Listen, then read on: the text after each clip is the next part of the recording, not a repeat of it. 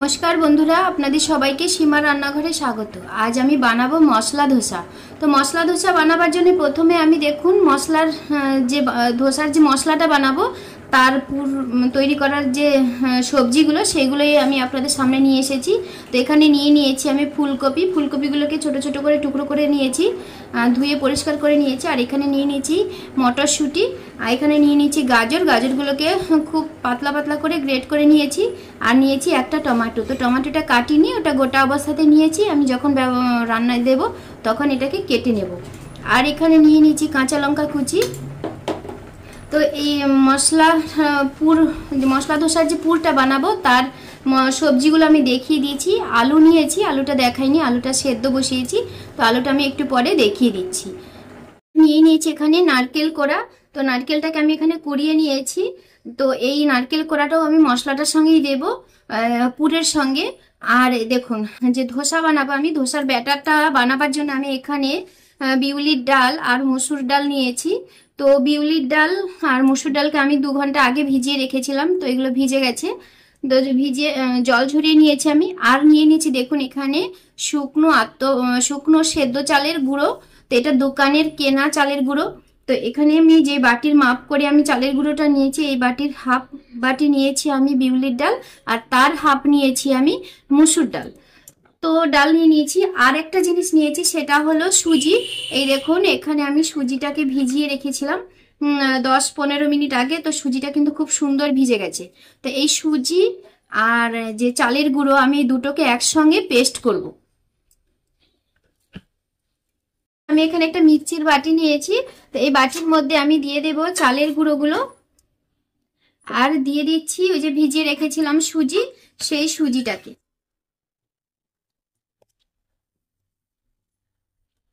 সুজি আর চালের গুঁড়োটা আমি দিয়ে দিয়েছি মিক্সির বাটিতে। তো দিয়ে দেবো আমি একটু সামান্য জল।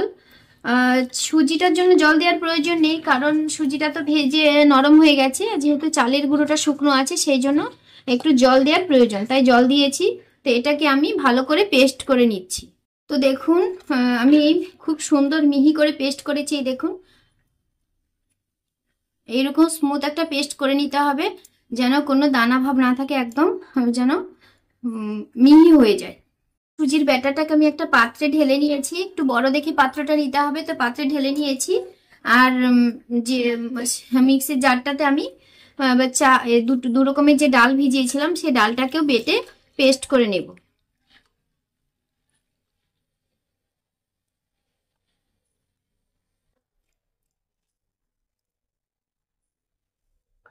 তো ডালটা দিয়ে দিয়েছি, আর দিয়ে দিব সামান্য জল। তো জলটা কিন্তু খুব বেশি দেওয়া যাবে না, ও 6-7 চামচ পরিমাণ জল দিতে হবে। তো দিয়ে এখন আমি এটা একটা পেস্ট বানিয়ে নেব ডালের। তো দেখুন ডালগুলোকে বেটে কিন্তু আমি ডালের একটা খুব সুন্দর পেস্ট বানিয়ে নিয়েছি। তো এখন আমি চাল আর যে সুজির ব্যাটারটা বানিয়েছিলাম তার মধ্যে একসঙ্গে মিশিয়ে নেব এই ডালের ব্যাটারটাকে।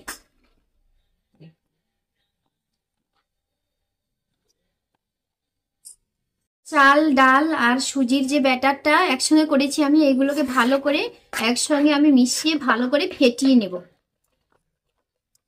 এইভাবে ফেটিয়ে নেব। আর সামান্য একটু জল দেব, খুব বেশি নয়, 2-3 চামচ পরিমাণ জল দেব।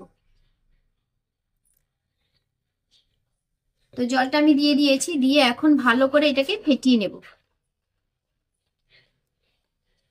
দেখুন ধোসার যে ব্যাটারটা কিন্তু আমি এরকম ঘনত্ব রেখেছি, এর বেশি পাতলা করিনি আমি, এরকম অবস্থাতে রেখেছি। যে দেখুন ঘনত্বটা দেখুন, এই যে এই যে।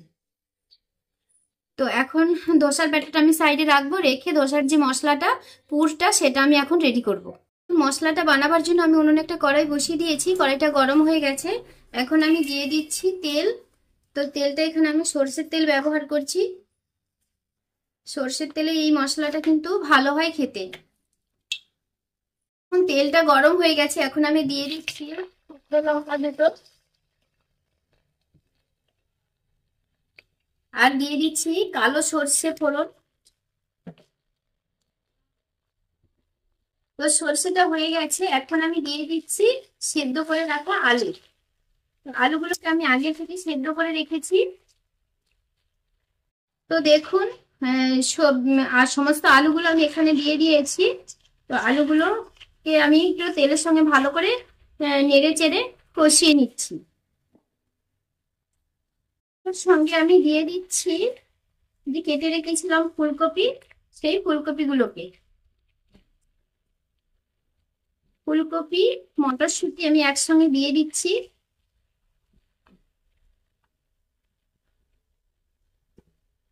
দিয়ে ভালো করে নেড়ে চেড়ে কষিয়ে নিচ্ছি। এখন আলু ফুলকপি এগুলোকে আমি ভালো করে একটু নেড়ে চেড়ে কষিয়ে নিয়েছি। এখন আমি দিয়ে দেব স্বাদ মতো নুন। তো এখানে আমি স্বাদ মতো নুন দিয়ে দিয়েছি। দিয়ে দিচ্ছি হলুদ গুঁড়ো, দিয়ে দিচ্ছি ধনে গুঁড়ো, খুব সামান্য একটু ধনের গুঁড়ো দিয়েছি, আর দিয়ে দিচ্ছি জিরের গুঁড়ো। এখানে আমি জিরের গুঁড়োটাও খুব সামান্য দিয়েছি, খুব বেশি দেইনি। তো এই সমস্ত কিছু দিয়ে আমি একটু ভালো করে নেড়ে চেড়ে এটাকে কষিয়ে নিচ্ছি। আর দিয়ে দিচ্ছি আমি কাঁচা লঙ্কা কুচি, দিয়ে দিচ্ছি টমেটো কুচি। টমেটো এখানে হাফ টমেটো দিয়েছি। তো টমেটো কুচিটাকে আমি একসঙ্গে দিয়ে দিচ্ছি। আর দিয়ে দিচ্ছি কেটে রেখেছিলাম গাজরগুলোকে।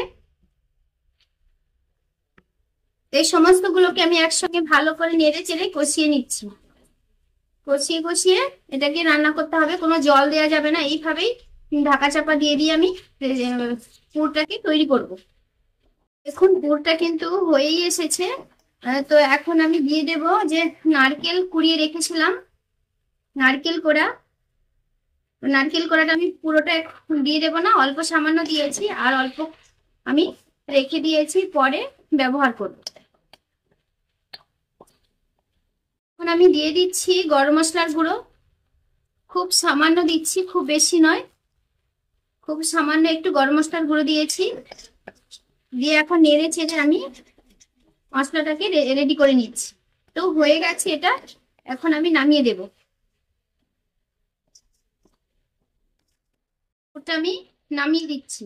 ধোসা বানাবার জন্য আমি একটা ধোসা মেকার বসিয়ে দিয়েছি। তো এখন আমি দিয়ে দিচ্ছি খুব সামান্য একটু তেল, অল্প সামান্য করে তেল আমি ব্রাশ করে নিচ্ছি। দিয়ে এখন আমি দিয়ে দিচ্ছি ধোসার ব্যাটারটাকে।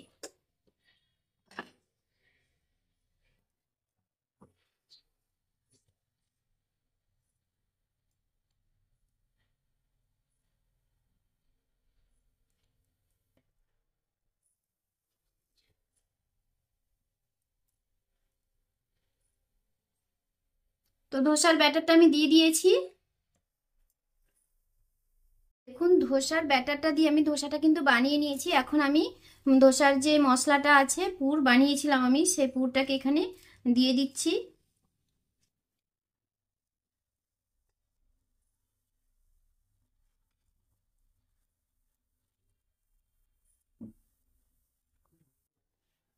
উপর থেকে দিয়ে দিচ্ছি নারকেল কোড়া।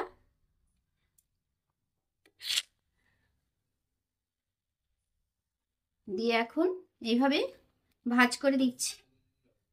তো হয়ে গেছে আমাদের ধোসা। দেখুন কত সুন্দর ধোসা হয়ে গেছে, একদম ঘরোয়া উপকরণ দিয়েই দোকানের মতো সুন্দর হয়ে গেছে ধোসা। তো আমি আপনাদেরকে আরো একটা ধোসা বানিয়ে দেখাচ্ছি। যে দেখুন,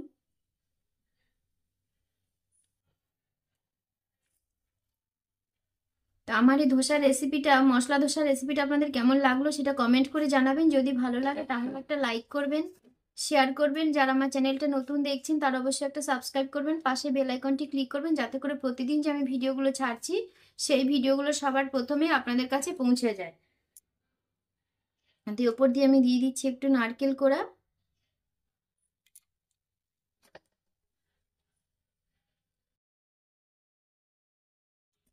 আর দেখুন কতটা মুচমুচে হয়েছে।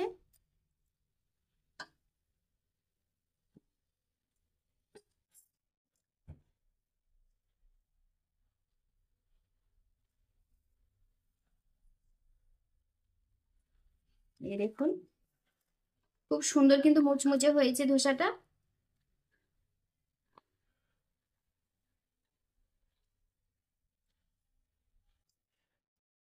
তো দেখুন হয়ে গেছে আমার মশলা ধোসা বানানো। তো আমার এই রেসিপিটা আপনাদের কেমন লাগলো সেটা কমেন্ট করে জানাবেন। তো সবাই ভালো থাকবেন, সুস্থ থাকবেন, সবাইকে টাটা।